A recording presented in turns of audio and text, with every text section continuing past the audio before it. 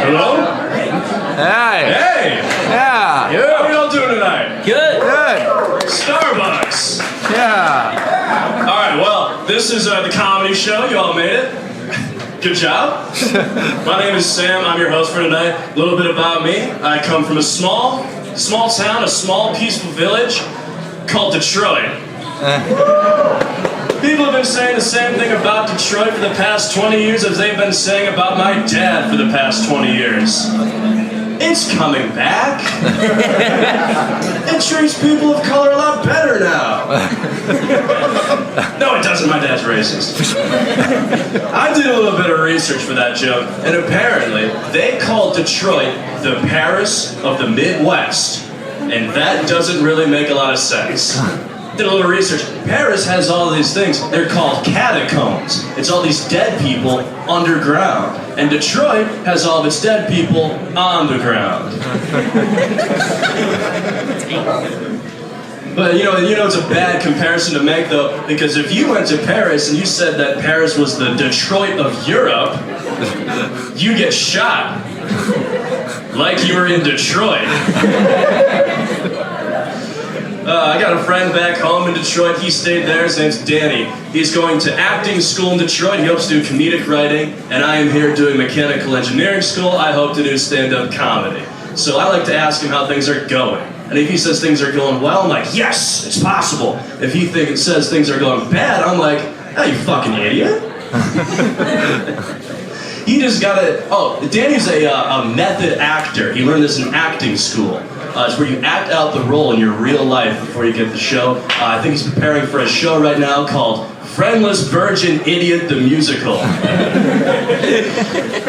But anyways, to make ends meet, he just got a job in a restaurant. It's one of those murder mystery restaurants, right? He described it to me. He says, it's like a regular restaurant, but while all the patrons eat, they get to watch a murder while they eat. And I said, Danny, that doesn't sound any different from a regular restaurant in Detroit. Because people die nonstop in Detroit. That's the joke. So that's the end of all my jokes. It actually makes sense. We're just going to launch into a bunch of one-liners here.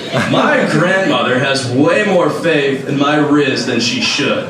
Especially since my opening line is, so, my non-air-conditioned closet or yours? The gym is a lot like an open mic. Going to the gym is a lot like going to an open mic because you have a routine, right? You start off, your form is bad, and he doesn't look like it, but Pete Davidson is a lot better at it than you. I went to go see a psychiatrist recently. You guys ever been to CAPS? Woo! Yeah. I went to go see the psychiatrist, right? After about 20 minutes, she says to me, it sounds like you've been having severe depressive episodes for the past 3 years. I said, by God, severe depressive episodes for 3 years? Those aren't years, those are seasons. She's like, are you happy with your life? I'm like, the ratings are down. Previous seasons were better. You know what made things a lot more interesting? Kill off the main character. Don't tell her I said that. They got this thing called confidentiality and like breach it if you say that. Let's see, this is a great segue. You guys like blue Powerade? Yeah. I don't like the taste of blue Powerade. I just like looking like I got done blowing a Smurf. You guys like red Powerade? Yeah. Get this, I don't like the taste of red Powerade either. I just like looking like I got done biting the dick off a Smurf. Alright, this is less of a joke and more of a story. I recently went to Earhart Dining Court. Are you guys fans of Earhart? No? What the hell? Earhart is an important lady. It's inspirational shit. Amelia Earhart, this is hilarious. This is groundbreaking, right? Amelia Earhart was the first woman to crash land a plane on an island in the Pacific Ocean and be eaten alive by giant crabs. First woman! My friends and I are on the way to Earhart Dining Court. And I'm walking with my 3 friends. Baxter, Andrew, and Andrew's girlfriend. I don't know her name, she's ugly.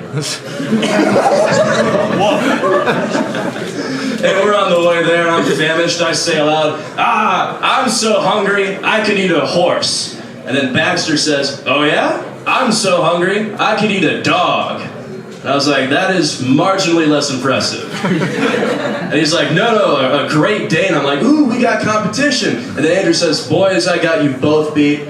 I'm so hungry at this point, I could eat a pig. And Andrew's girlfriend, she has low self-esteem, and she's like, finally!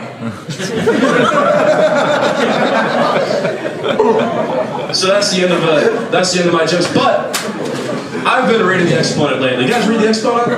I like that other newspaper, the Logarithm. That's a math joke. The Exponent wrote they had a headline article the other day. It says, reviving comedy at Purdue. And they wrote an article about the Crazy Monkeys. And they wrote an article about ad liberation. And they did not mention us at all. Which I thought was kind of bullshit. But I have a couple of Exponent articles that I love. This is a great one. You guys remember that Sex in the Dark thing? Yeah. The anonymous Q&A session they're going to have? Listen to this. Anonymous sex education makes its delayed debut. The event wrapped up after 3 minutes and left everyone unsatisfied with his performance. I'm so happy that word. That's my favorite joke I've ever written. This is another great article I love by them. Out of state, out of money. Out of state students struggle to qualify for in-state status. Experts have determined it's likely due to this key factor. They're out-of-state students. Justin Roiland, voice actor of Rick and Morty, has had assault charges brought up on him by his ex-girlfriend. How shocking. The voice actor for an alcoholic domestic abuser turns out to be an alcoholic domestic abuser. He's like my friend Danny, he's a method actor. And finally, team leader of the women's basketball team, Emma Finer, is planning to leave the team after this year to pursue her dreams in the medical field as an anesthesiologist. While it's inspiring to know she'll be putting people to sleep for something they'd rather not be awake for, and then she's becoming an anesthesiologist. I've never met her. She might be good at basketball. All right, well, you know, these open mics, I do these because my brother Tommy has a thing called cerebral palsy. He's in a wheelchair. He's never spoken. He's never walked. He's never eaten. And it's a real tragic thing. You know, he doesn't get to pursue any of his dreams. So I figured that I like to do this. And I always figured, you know, doing these open mics, it's like taking the steps on a stair machine 2 at a time. You're not going anywhere, but your brother's in a wheelchair, so you might as well. Thank you guys so much. We've got a great show lined up for you. How you guys doing? Yeah. I actually don't know what I'm going to talk about. I have no idea. It's Friday, though. It's Friday? It's Friday. Okay. No, this week sucked. I've had a terrible amount of homework, and I'm not in the Mitch Daniels School of Business, so I actually have real fucking work to do. Okay. Yeah, no. What do you business majors even do? Like NFT coloring books? Yeah. Oh man. Yeah, it's been a while since I've done an open mic. Clearly. No, I was leaving my dorm like 15 minutes ago, and my roommate said I look like a divorced dad. And I attribute that to I'm what I like to describe myself is as an acronym I made up. It's NSP. That stands for Noticeably Straight Person. Okay, like. You got a guy, cowboy boots, cowboy hat, football jersey, that's an NSP, right? Now, you've got Jacob over here, he's got a little mustache, he's got a little, spice. He's got something different about him. Yeah, funny, right? No, I get all my qualities from my dad. I look just like my dad. And my sister looks just like my mom.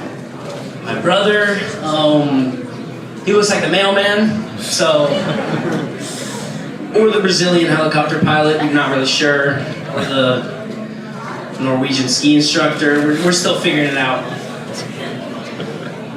Yeah, no, my dad was actually born in 1973, which is the same year as Roe v. Wade was signed into law. So needless to say, I'm lucky to be here.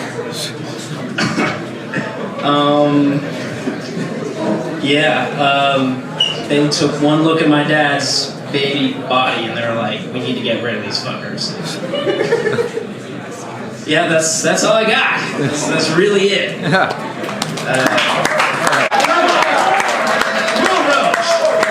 I promise I'm funnier than the last guy. I know my eye is red right now. There's something wrong with it. I'm not high. I'm a little high. Just not this high.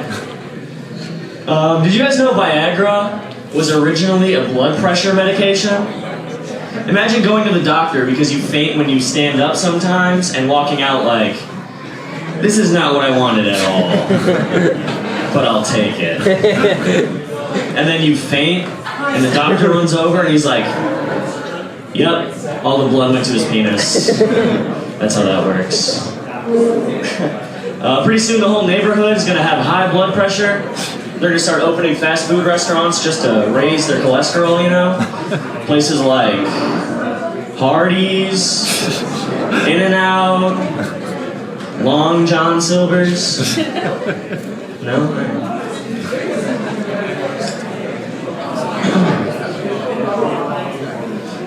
I recently tried anal for the first time. It was like a 6.5 out of 10. It was just okay. It kind of reminded me of buying skinny jeans for the first time. Like, yeah, they're a little tighter and all, but the old ones were just much easier to get into. The only good part was you're allowed to go commando in skinny jeans, but you really got to clean them out later. My mom heard me tell those jokes last week, and when I got off stage, she said, you know, it's just really hard for me to hear my son say those awful things. And I said, Mom, I'm not a little boy anymore. I do anal. Back to the notebook. I was talking to my friend the other day, and he told me the first time he masturbated was when he was playing Grand Theft Auto and the controller vibrated. Now he kills hookers. He's got to steal a Ferrari just to feel something. Forgot where that one was going. It's weird how like violence and like sexuality are like crossed. You know what I mean? Like, just like weird. Like, there's a lot of very sexual serial killers and stuff like that. Like, it's kind of weird. It could have been crossed with any other wire. You know? Like, what if like you associated sex with like bowling? You know? Like you just rolled a strike and you were like.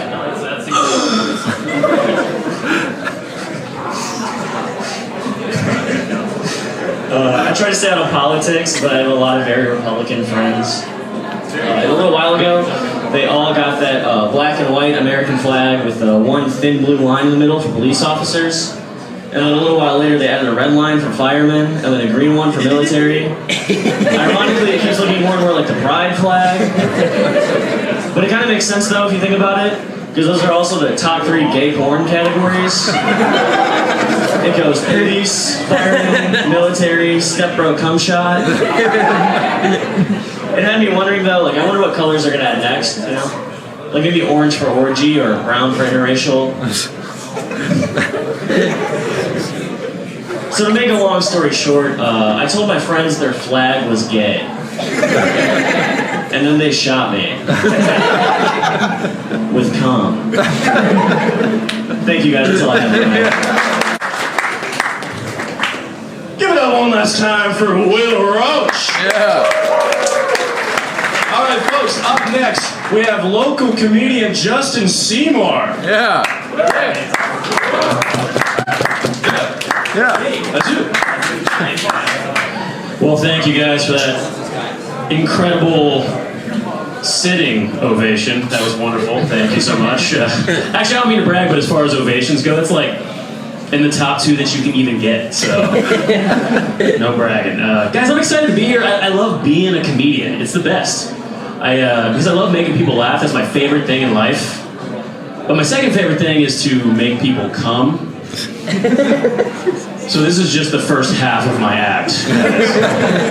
The second will be in the alley behind the PMU. So if you don't like these jokes, you can get some strokes. All right, that's fucking stupid. That's the dumbest thing I've ever ever said in front of a whole crowd. Sorry guys, I apologize. No, I do love being a comedian, but it's hard. It's hard to make a living. It's hard to make money doing this, you know? My friends try to be positive. They say things like, hey man, just keep doing it. Eventually people will want to watch. And I don't really agree with their logic, you know, mostly because I know about the WNBA. Some people don't like to laugh at that joke because they feel it's a little misogynistic, I understand. But what they don't see is that I don't care. So, I know, I'm sorry guys, I apologize. But the thing I really like most about this job now is that it feels way safer than my last job. Because in my last job I could have been shot every single day. Before I did this, I was a high school teacher. It's true, I don't know if you knew this. It's really true. Did I have any of you? I'm looking out there. Okay. I don't know if you guys knew this, but if you're a high school teacher in America, you are 24% more likely to be shot on the job than a police officer, according to a statistic I made up for this joke. Isn't that insane to you? Like, so I really have. I've had to think way more about being shot than the average person. I really have. I've had to plan for it. I've had to prepare for it, train. You know what I have to do on the first day of school? I gotta go in, I gotta look at every single student and think, which one of these kids would make the best human shield?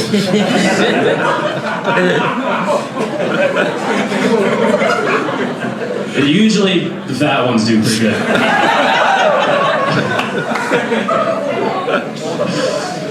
So who just graduated? Who's like new to Purdue, freshman, whatever? Okay, we got a lot of you guys. So some of you just got out of high school. I promise you, your old high school teachers had no idea what was going on. They had no clue. We got so many problems now that we didn't used to have. Like, you guys were all vaping in schools. We'd have meetings about it all the time, you know? We'd have a staff meeting and they'd be like, all right, kids got these little things now. And they put them in their computer to charge them up, and then they take them to the bathroom and they smoke them. And the old teachers are like, wait, these kids are smoking the internet now? What's going on? And I'm like trying to explain to Phil, I'm like, nah man, it's like a thing, they take the bath, he's just, I'm not getting it, you know, I'm like, all right, yes, they go to the bathroom, they smoke a pack of Pornhubs, and then they come back. You know? It's getting crazy, man. You guys are young, who's dating? Who's like trying to find somebody who's dating? We got a few okay. Dating's, I admire that, I really do. Because I didn't start dating until really late in life, like, I didn't start dating until about 6 years ago, when I lost about 120 pounds, you know. Yeah, thanks guys, her name was Kayla, and my current fiance doesn't like that joke because she goes, that's not a lot of pounds. So, I don't know. But yeah, no, dating is hard. I always say the wrong thing on dates. You guys ever done that? You ever said the wrong thing on a date? Me too, man. I went out with this girl one time and she goes, hey, tell me something that you like really hate. I was like, well, ever since I was a kid, I've always hated vegetables, you know? And she goes, really? I was like, yeah, I think we should just pull the plug on them and give their family some closure. You know what I mean? This guy's like, oh. Is that too dark for you, dude? Can I try one more then? Okay, cool. Because I went out with this other girl and she was asking me about my hobbies. And I was like, well, I like to go on walks in the park every day. And actually, I went today and I saw this guy masturbating, and she goes, oh my god, are you serious? And I was like, yeah, a park is a weird place for a mirror, isn't it? I think everybody's gonna get that one, got it. That's great. Good job, guys. How much time do I get left? About a minute? Yeah. Less than a minute? Okay, cool. Who's in a real relationship? Yeah. How long's your relationship been, man? 5 months. Congratulations, that's exciting, man. I think, yeah, give him a round of applause, man. That's great. Because I think dating is hard, but I think real relationships are harder. And I think it's because men don't understand women. I really do. I'm obviously doing a heteronormative bit here, guys. Yeah. I think men don't understand women. You know, they understand cars better than they understand women. Which is weird, because having a car and having a girlfriend is very similar, you know? Guys, just because you stick your key in doesn't necessarily mean they're getting turned on, you know? They'll both randomly break down on you. And after you've had that car for a couple years, man, you're gonna think, this thing's got a lot of fucking problems. Starting to think, I don't want to own a car, maybe I just want to do short-term leases from here on out, you know what I mean? But then I think everybody gets here. Once you've had that car for a lot of years, you start to think, I don't know. maybe I've been lying to myself all these years and I don't even really like cars. Fuck it, maybe I like trucks, you know? I have always wanted to put stuff in the back, actually. Guys, that's my time. I'm Justin Seaman. Yeah. Oh, that was funny. All right. Please. Whoa! How are you? I do not care. I don't care. My name is Paul Flinson. I am the author of the best-selling Kansas Times horror murder mystery series, Murder Spree at Hickory Inn. I have taken a break from my writing career to join you all as the new junior IKEA furniture assembly instruction writer. I'd like to present to you my first opus. Udern Hickory Beige Lawn Chair Assembly Instructions in English. Step 0. The assembler is a crazed maniac and a CS major. His lust for assembling furniture knows no bounds and no morals. He's the type of person to bite the heads off of animal crackers before he gives them to children to show them what the real world is like. He didn't have it so easy. Step 1. The assembler unsheaths the box cutter, and with a rage that no amount of caps can fix, penetrates the cardboard box and eviscerates its contents. He spills everything onto the floor and rummages around the corpse for 8 L375 screws and 4 T147 chair supports. He takes a rusty screwdriver and cranks each screw into the chair support. The chair supports are in agonizing pain. Their only solace is that the Hickory Inn Police Department may find this madman and bring him to justice. Alas, there are only 7 screws. They cannot find the 8th. He takes a cigarette break to think about which kind of immigrant he should blame for this. He then makes the roach of the cigarette into a tea to avoid environmental waste. He is an enigma of the political spectrum.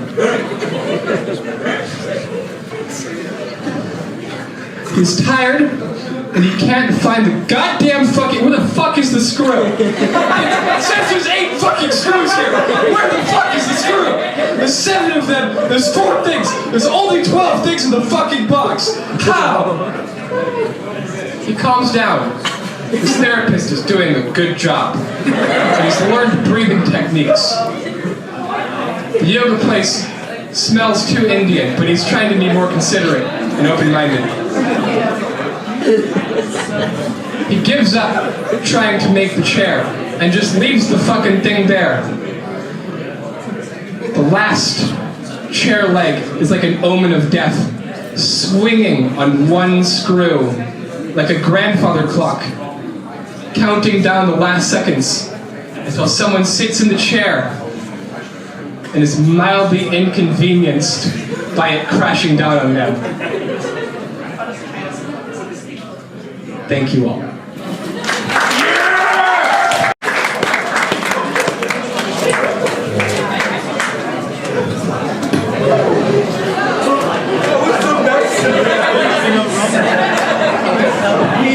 Ever have that happen? You know, you get a girl and you suck your cock and she gives you the Indiana Jones? All right, please welcome up.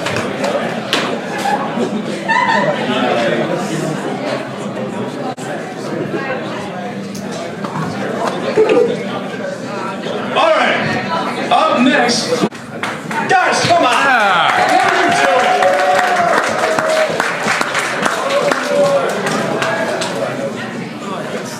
Hey, so where are my older siblings at? Let's show of hands. Who here has a younger sibling? Okay, y'all can eat shit. Where are my younger siblings at? Yeah, my people. And for those of you without any siblings, the one thing you should know about sibling relationships is it can pretty much sum up like this. Like, yes, you can have my kidney, but if you touch my charger, I'll cut. But my brother's gay, so there's a bit of a different dynamic there because it makes things different. Like if he hits me with a bat, that's just good old sibling fun. But if I hit him with a bat, it's a hate crime. Yeah, I can't imagine explaining that to police. Like, officer, no, it's fine. It can't be a hate crime. I liked doing it.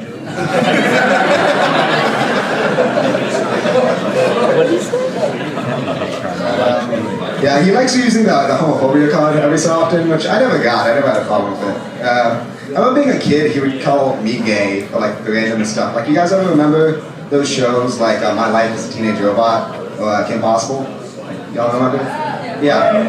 I'd be watching them, I'd be minding my own business, and this guy would just walk in, he'd be like, "You can't watch those girly shows, that's gay." I'd be like, well now I'm like, you literally suck dick. Like, you're not one to talk. But I'll never forget the first time, I will never forget when he came out to me. I was sitting on my bed and he walked in, knocked, asked if we could talk. He was wearing like a white and purple polka dot shirt with purple pants. So I'm like, odd choice. But so he walks in and he sits down. He tells me straight, well, no pun intended, but he tells me straight, I'm gay. And I look at him. I look at him straight on. You're gay? In that outfit? The gays have style, and you look like a Willy Wonka reject.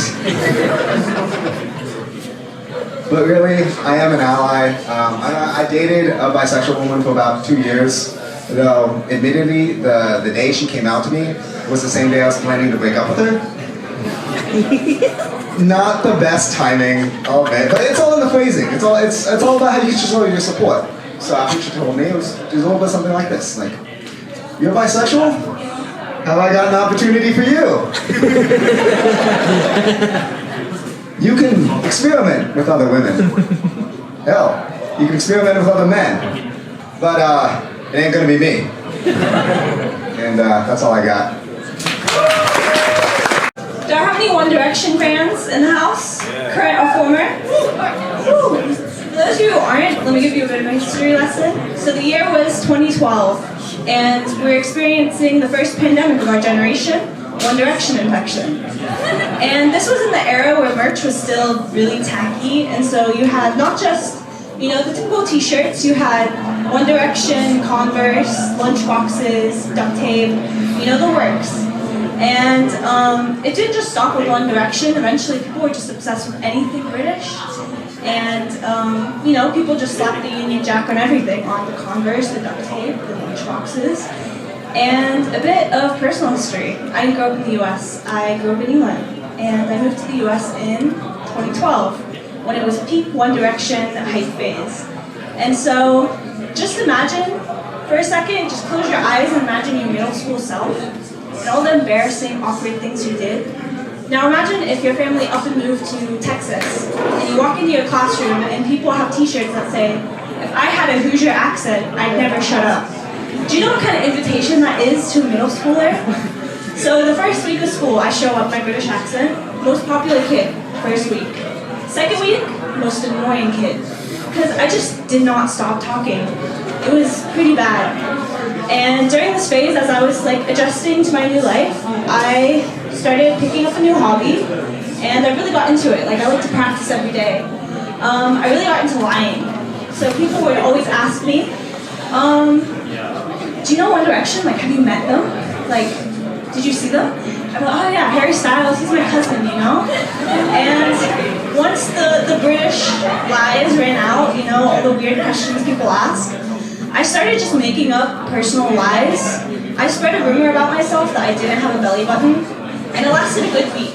But then the problem with that story is, well, you can check if someone doesn't have a belly button, And so the lie was, when I was a baby, they cut it kind of weird and it got infected, so they had to take a flap of skin, cover it up. So there's just nothing there, no belly button.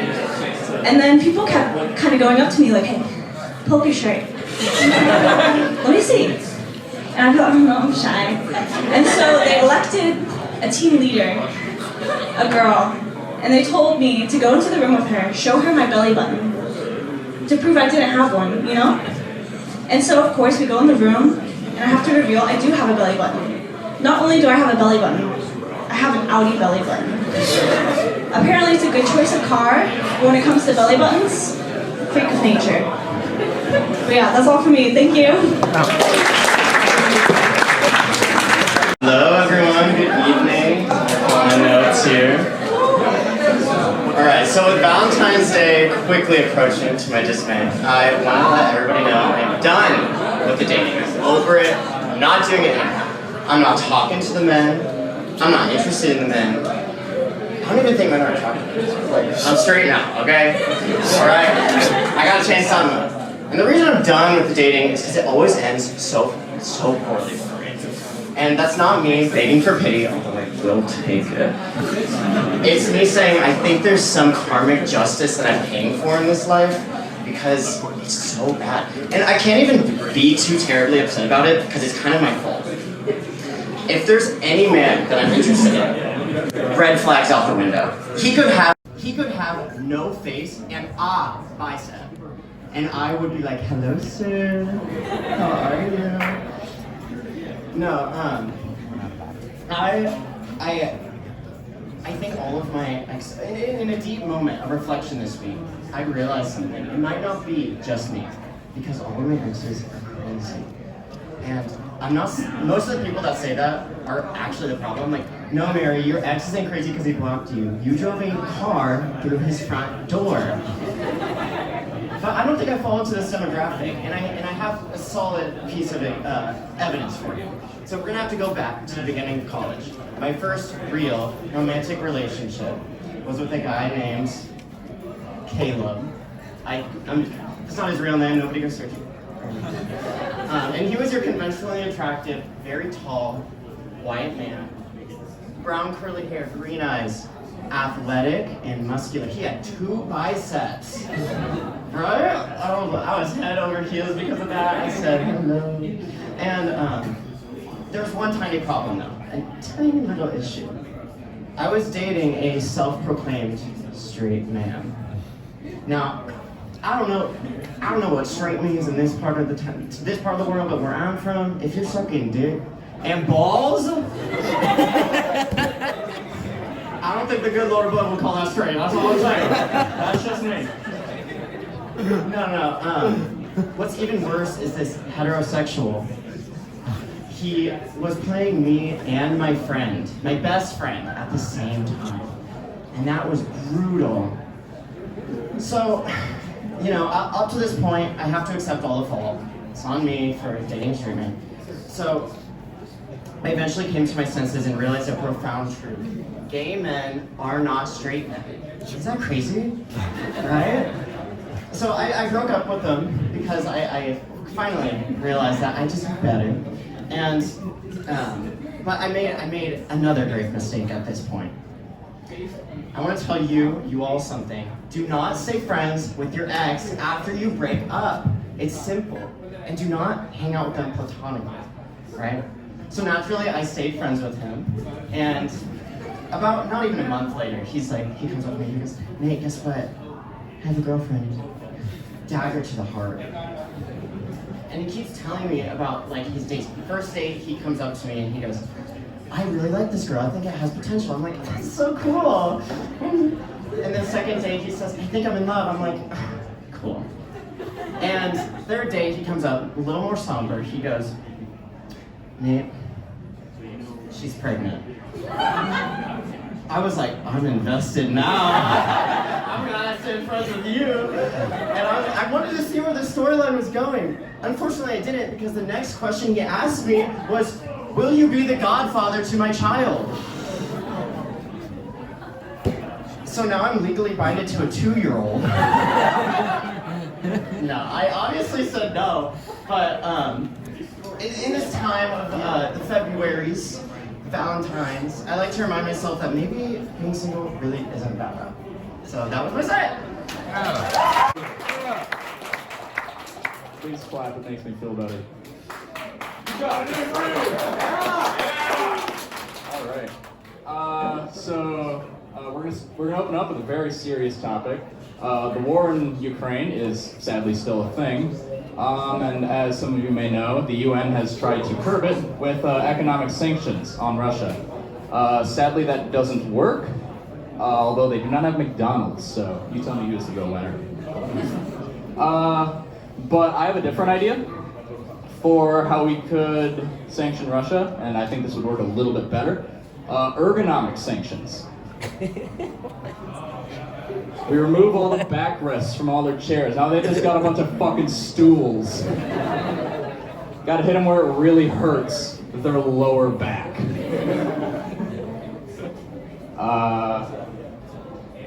I forgot what my other joke was.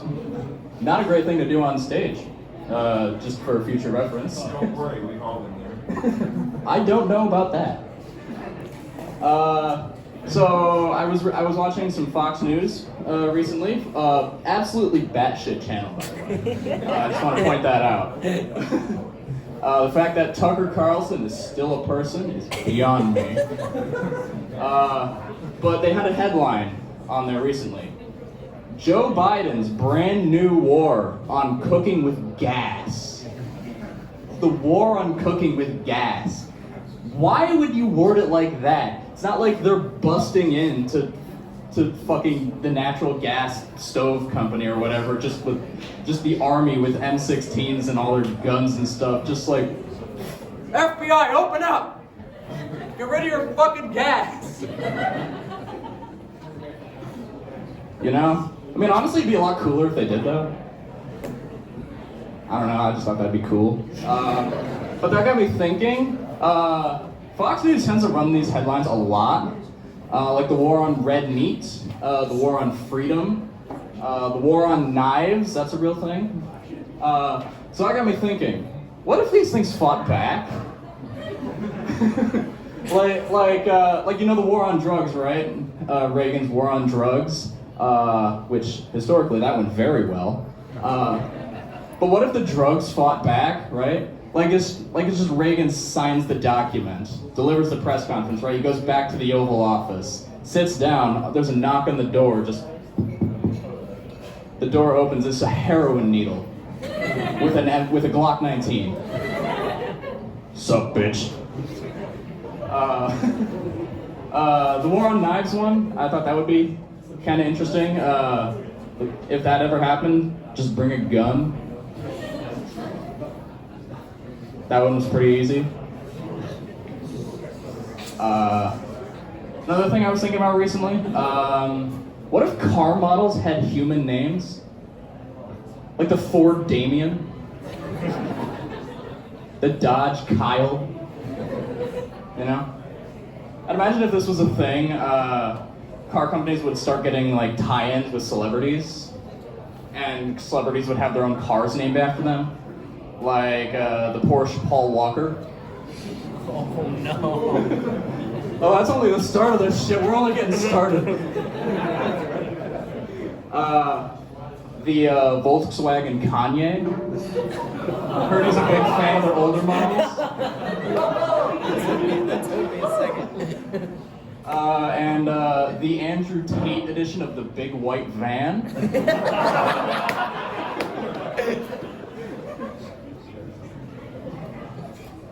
And then once you start going to that, then you're all the way down the rabbit hole, right? And then you start thinking like what the car launch premieres of all these cars would be. Like Honda unveils their brand new SUV, right? And it's just, we are proud to announce the Honda Kim Kardashian. Newly expanded with more space in the trunk. And that's all for me. You've been great. Thank you.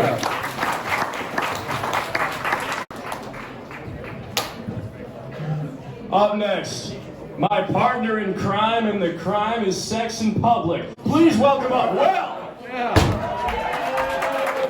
What's going on? How are we? Great response, team. All right. So I just got a job. Yeah. I work for Purdue as a tour guide, because Purdue thought it would be a really great idea if they gave a guy who looks like if Macaulay Culkin did more heroin a legalized job. So now I have disposable income, which is not wise. And we were doing a tour of one of the dining courts. The dining court was Ford. You know how there's always like the cereal bar? That always confused me. I was looking at cornflakes the other day and I was like, how did these come about? Well, I looked it up. And turns out the most boring cereal known to man was to stop teenagers from whacking it off. I wish I was joking, but could you imagine the sales pitch? All right, Jerry, what's your idea? Well, Bob, I have the most boring cereal known to man. This will stop teenage boys from going into their rooms at 5 p.m. and whacking off. When is this dish served? 7 a.m. Oh, brilliant. You know, it's just, that does not apply. I've never been thinking to myself, you know what? It's a lonely Friday evening. It's time for some cornflakes. You know, I've never been craving sawdust. I've never been like, you know what this evening needs? I'll tell you what. Bland cereal that gives you indigestion and wild shits. Like, I get it. Like, I guess you're like, when you're shitting, you can't really be like whacking your meat while you're in the bathroom, unless you're in Wiley. I hear you every night. I don't know if you're here right now, but I was taking one and I just hear, and I'm like, yo, calm down. It is 3 a.m. In January, like, I get you're lonely and Valentine's Day is so close, but you can't be doing that. Good Lord. God, I had a Rick and Morty bit, and I'm trying to remember what it is. It came to me in a fugue state while I was drinking with, ingesting soda pop with my friends. Because I am under 21. No, sir. I was doing things that are perfectly legal. God, what was it? Oh yeah, Justin Roiland was booked for abuse of his spouse.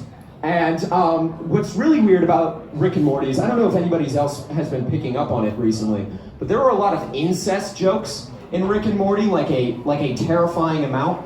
Like, it was noticeable, frankly, and I was like, Justin, who are we targeting here? Because if you're the peak demographic for incest, you're not watching Rick and Morty.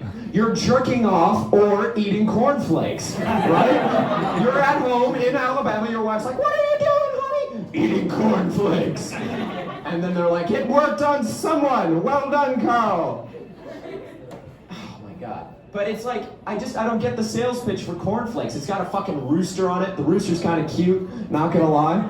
It's green and red, and I'm like, damn. Maybe I am the target demographic for cornflakes. All right, that's it for me.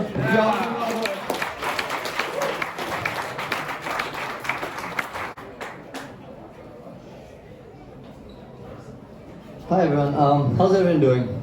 Good. First off, shout out to the two ladies there. They're really enjoying the show. So thank you all for coming. I heard them halfway through the set, they just went, why is no one laughing? Do they not have a sense of humor? Like, absolutely. But I feel like I've been putting too much pressure on myself. The last two sets I absolutely bombed. It's hard telling my brown family that I bombed. Because they're like, oh great. And I'm like, no.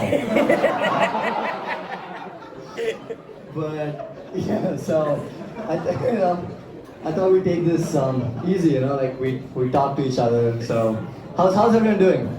Great? Yeah? Yeah, I'm doing great too, thanks for asking. Yeah, sex for the first time. Yeah, tomorrow. Yeah. Hey dude, you got plans tomorrow? Yeah. No? Okay, now you do. Yeah. So when I was asked to perform this set, I was told to stay off touchy subjects. So I won't be making any jokes about myself. I'm very touchy. I touch myself all the time. Yeah, like this, like the word touching has like multiple meanings. I learned it the hard way. High school communications class, teacher wanted to hear a touching story. I told her about the time I discovered masturbation. Apparently that wasn't what she was looking for. But screw the English language, like it's so hard. I need to do so much research before I perform my sets, just so that I get the pronunciations right. Like I'm from India, so pronunciations are different. Like the word oregano is pronounced oregano, but in the US it's pronounced origami. That was a very intellectual pronunciation joke. You get it. But yeah, I've been doing origami lately. Can be very humbling.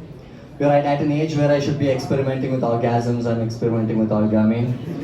But it's some sort of fingering action, But origami can be very humbling, I've learned. So the other day I was learning how to make a paper crane by watching an 8-year-old. By watching an 8-year-old make a paper crane. I feel like I fucked this up by trying to explain, but... So, I find it very humbling because, like me and aerospace senior, like orbital mechanics, like no problem, like atmospheric re-entry, absolutely got it. And then there's this 8-year-old Betty that's making a mountain fall, like, can you slow the fuck down? It's like, it's insane. I think at this point it's pretty evident I don't get any women. I don't get any women because, that's why I do stand-up, yes. But, like finding love is hard, man. Finding love is hard. A lot of people find love at work. So the last semester, I was working with a lot of minors, and I thought I'd try and find love. Can someone tell me what's wrong with this? Anyone? Yeah? Everything? No, it's just because it was a mining company and there were just like 5 ladies there. You and your dirty head. But I just figured, like even if I did approach the women at the mining company, like what would I talk to them about if like we spend the whole time just digging holes? I was like, maybe after digging this hole, you and I could, explore, the city. Explore the city, yeah, that's what I meant. She didn't let me finish that sentence, but joke's on her, because she didn't let me finish then.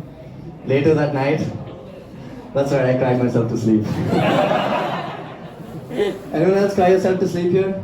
Yeah. You should try it. It's great. It's also the only way that I can get my bed wet. No, wait, no. It's also the only way I can get my bed wet before I fall asleep. You know how? No, wait. You remember how? I say you know how as if I still wet my bed. No, I don't. So you remember how, like, when you used to wet your bed, like even in your dream you're taking a piss? Yeah? Yeah, so when I was a kid, I met this guy that said he never wet his bed because every time he dreamt that he was peeing, he would imagine someone was watching and he could not pee when someone was watching. So how do you decide who gets to watch? Do you have like a designated person, like you're my official piss watcher? Or is it like person of the week, like you shared your lunch, like you get to watch me pee? But imagine, like I was just thinking, what if this worked the other way around? Like there are some people that can't piss if someone's watching them. Do you think there's a group of people that can't piss unless someone is watching them? Like you've been traveling for a really long time, and like you stop at a restaurant, you really need to go pee, so you walk up to the cashier and it's like, hey, where's the nearest stalker? I really need to let one go. Alright, thank you guys, that was my set.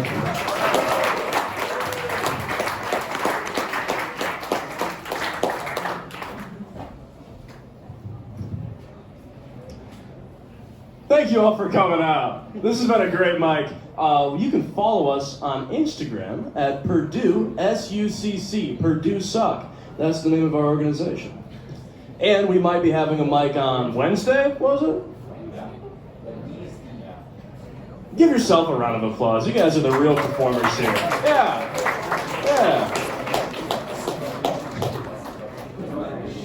I think that's it. That's it? Cool.